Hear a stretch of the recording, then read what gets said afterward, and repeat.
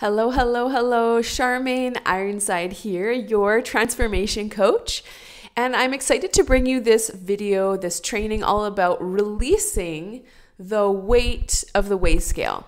So releasing the hold that it has over you and the power that it has over you if and only if it might be at an unhealthy, level. So I'm going to share with you in a second here a video that I created a few years back for a 21-day course that I used to run. And it really just explains, how to know if you do have perhaps an unhealthy relationship with the scale and, just some things to look out for. And hopefully it gives you some insights. And yeah, it's not that weighing yourself is good or weighing yourself is bad. It's just, is it really helpful for you? And of course, on a weight loss journey, what gets measured gets managed, what gets measured gets focused on, transforms. So definitely we need to have some accountability in place for measuring success. So I'm excited to share that yes, the weigh scale can be a big part of that for many of us. And for some people, it might not be the best option, at least for maybe a period of time. And so hopefully this video gives you some ahas, and I will circle back at the end to share your integration homework. If you aren't sure whether or not your relationship with the weigh scale is healthy, I'm gonna start off by reading you a checklist. And these are questions to let you know whether or not you have a healthy relationship. So you can just answer yes or no. So first question to ask yourself, do you have a magic number in your head that you compare yourself to on a regular basis? Number two, if you fall short of your goal weight by even a pound, you beat yourself up. Does the number on the scale have the power to dictate your day? Do you remove all pieces of jewelry and clothing and of course shoes before stepping on the scale?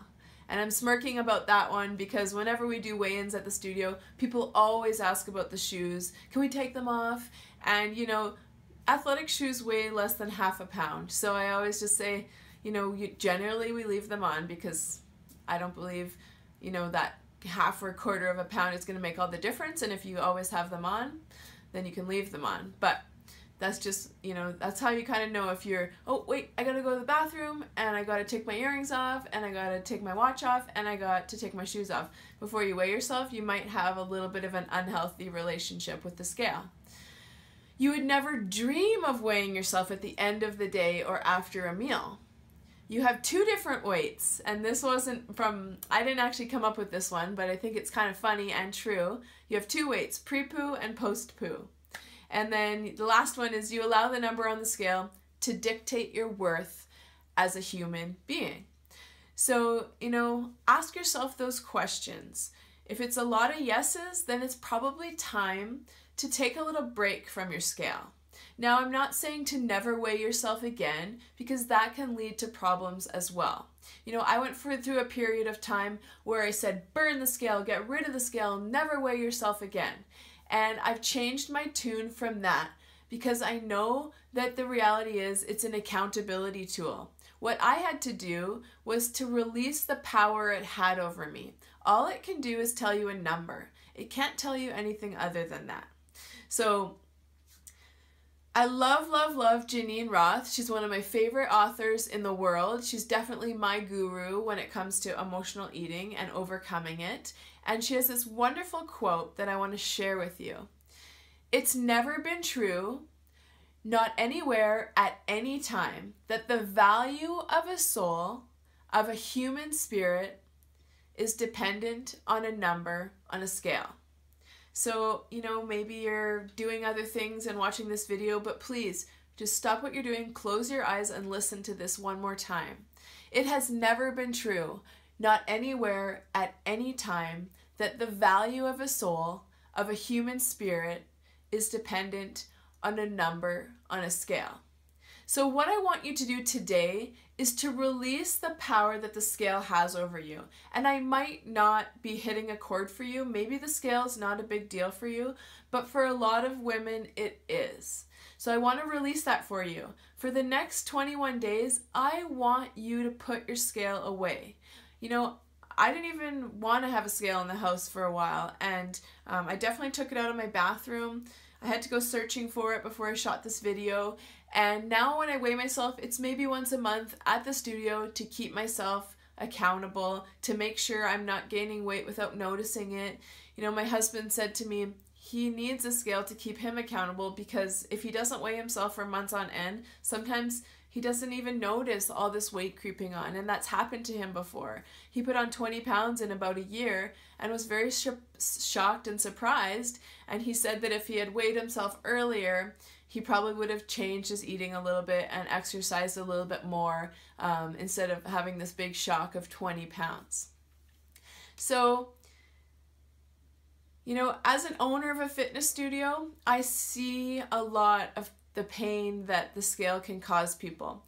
And that's why today I really want to focus on non-scale victories. The things that you gain from eating healthier and exercising that have nothing to do with the number.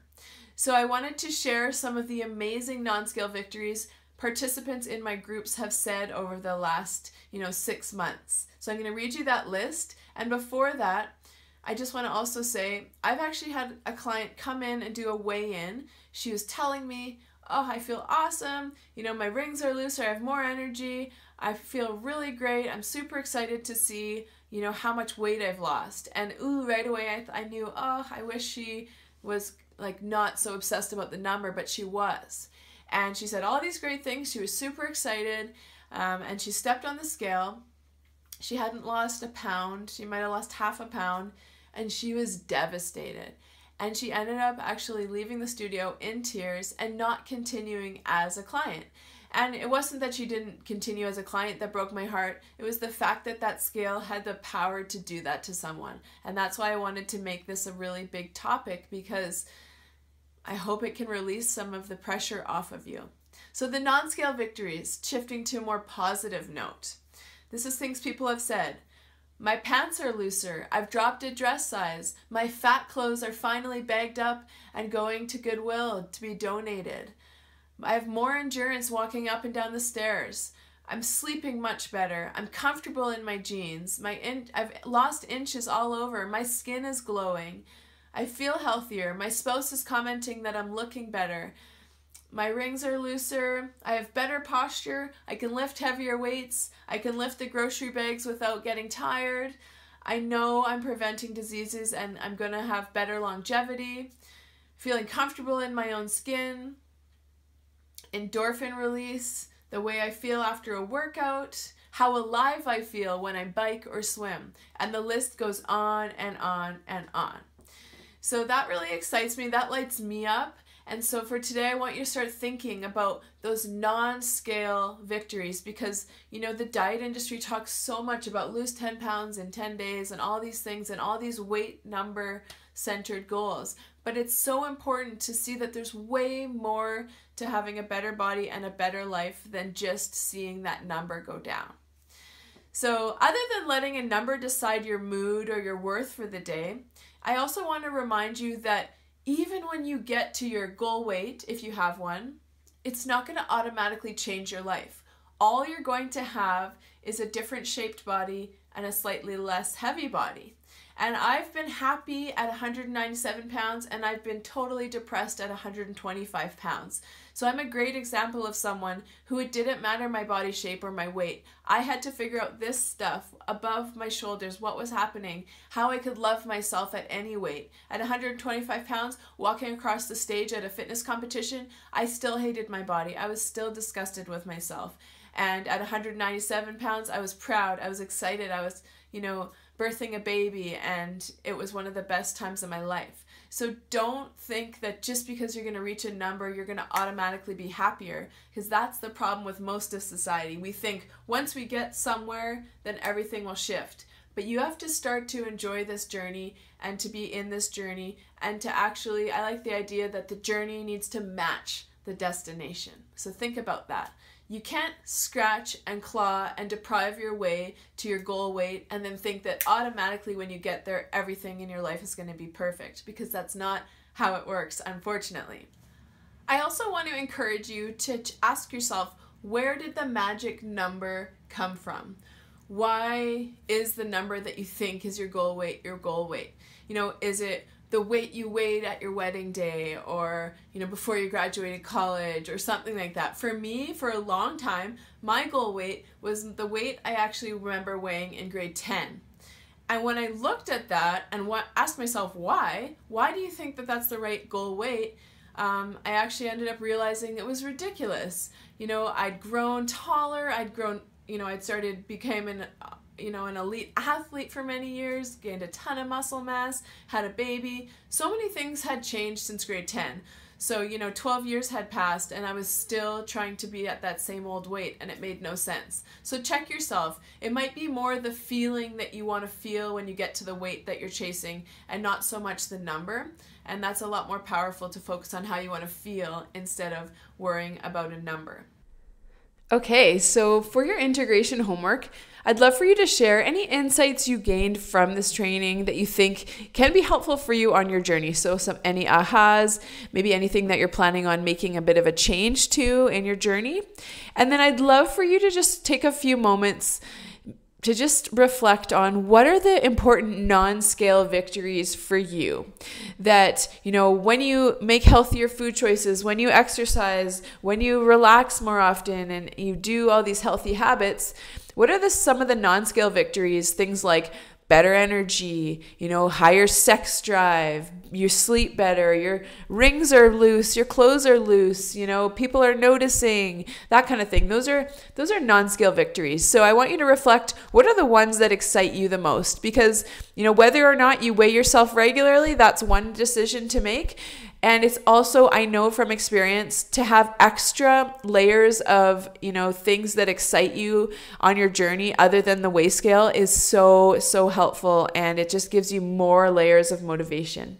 So yeah, enjoy reflecting on that. And we'll see you on the next video. Bye for now.